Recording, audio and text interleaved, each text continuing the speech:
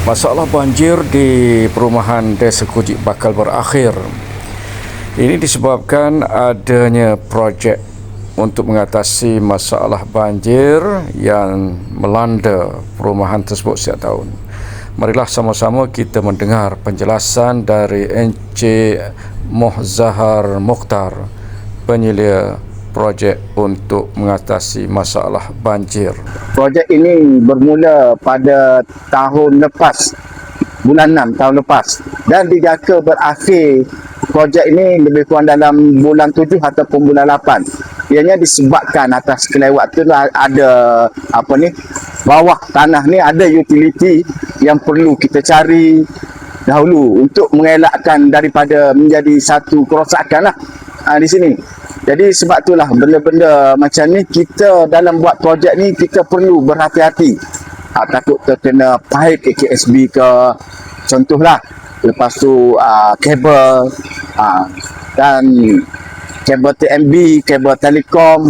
Longkan ni jaraknya lebih kurang dalam 2.7 km lah.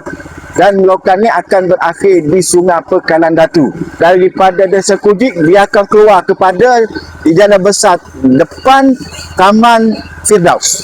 Kita berharaplah di sini dapat membantu semua penduduk di sini untuk mengelakkan daripada banjir lah.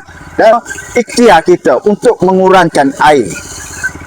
Terima kasih, dan kita harapkan projek ini berjalan dengan lancar dan dapat mengatasi masalah banjir di tempat-tempat laluan longkan ini. InsyaAllah. InsyaAllah. Terima kasih banyak-banyak. Perhatian kepada pengguna laluan di persimpangan Masjid Islahiyah yang lama. Situasi banjir pada pagi ini Ahad 23 November 2025 semakin teruk berbanding hari Jumaat dan Sabtu.